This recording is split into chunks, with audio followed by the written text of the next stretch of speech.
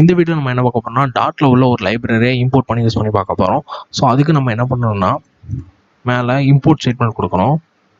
Import நமக்கு என்ன library வேணுமோ அந்த லைப்ரரி மென்ஷன் பண்ணணும். ஃபார் எக்ஸாம்பிள் இப்போ நம்ம டாட்டில் ஏதோ ஒரு லைப்ரரி எடுக்க போகிறோம். அதுக்கு இது காமன் டாட் கோலன் கொடுத்துடணும்.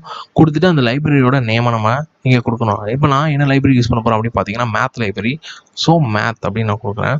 கொடுத்துட்டு செமிகோலன் போட்டால் முடிஞ்சது. இப்போ இந்த லைப்ரரி நமக்கு இம்போர்ட் ஆயிடுச்சு. இது நம்ம யூஸ் பண்ணோம். இப்போ இந்த லைப்ரரியில் எனக்கு ஒரு ஃபங்க்ஷன் உண்டு. என்ன ஃபங்க்ஷன் அப்படின்னு பார்த்தீங்கன்னா ஸ்கொயர் ரூட். ஸோ நான் அதை நான் பிரிண்ட் பண்ணி பார்க்க போனால் ஸ்கொயர் ரூட் ஃபங்க்ஷனில் ஸ்கொயர் ரூட் ஃபங்க்ஷன் நம்ம என்ன வேல்யூ கொடுத்தாலும் அதோட ஸ்கொயர் ரூட் நமக்கு ரிட்டர்ன் ஆகும். ஃபார் எக்ஸாம்பிள் நான் 16 கொடுக்குறேன். இப்போ 16 கொடுத்தேன்னா இப்போ இந்த ஸ்கொயர் ரூட்டில் 16ஓட வேல்யூ 4 வரும். ஸோ இப்போ நம்ம ரன் பண்ணி பார்த்தலாம். 4 வந்துருச்சு. இப்போ இந்த மேத்தில் நிறைய ப்ராப்பர்ட்டிஸ் அண்ட் மெத்தட்ஸ் உண்டு. அது என்னன்னு பார்ப்போம். இப்போ அதை பார்க்கறதுக்கு நான் என்ன பண்ண போகிறேன்னா இந்த ஒட்டுமொத்த மேத் லைப்ரரியை நான் மேத்னு ஒரு வேரியபிளாக கொடுத்துட்றேன். ஸோ இப்போ நான் அதை பார்க்கறதுக்கு மேத் டாட்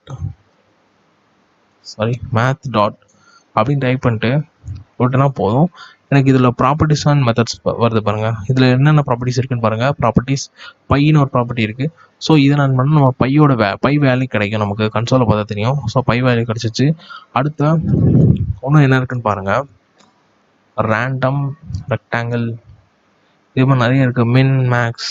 ஸோ இப்போ நம்ம மின் மேக்ஸ் பார்த்துப்போம். 2 வேல்யூ கொடுத்துட்டு அதில் இது மினிமம் கண்டுபிடிக்காது. ஸோ அதை யூஸ் பண்ணுவோம். மேக்ஸ் பார்ப்போம். அதில் மேக்ஸில் 5,20 இப்போ 2 வேல்யூ கொடுத்தா இதில் எது மேக்ஸிமம் அது அப்படின்னு நமக்கு கொடுக்கும். ஸோ இப்போ இதில் மேக்ஸிமம் 20 தான். ஸோ என்ன 20 தான் ரிட்டர்ன் ஆகும். 20 ரிட்டர்ன் ஆகிட்டு அதே மாதிரி தான் மினிமம் இதில் உள்ள மினிமம் நம்ம கொடுக்கும். ஸோ இதையும் நம்ம ரன் பண்ணி பார்க்கலாம். 5 இப்போ அடுத்த இன்னொரு ஃபேமஸான ஒரு ப்ராப்பர்ட்டி உண்டு. அது என்ன பார்த்தீங்கன்னா ரேண்டம். இந்த ரேண்டம் என்னன்னா அந்த பேருக்கு நேமுக்கு ஏற்றப்பல தான் ரேண்டம் வேல்யூ நம்ம கொடுக்கும். ஸோ ரேண்டம் ஆஃப் அப்படின்னு கொடுத்துட்டு மேத்ல ரேண்டம் ஆஃப் கேபிட்டல் ஆர் கொடுத்துட்டு நெக்ஸ்ட் இன்ட் ஆஃப் அப்படின்னு நம்ம டைப் பண்ணணும்.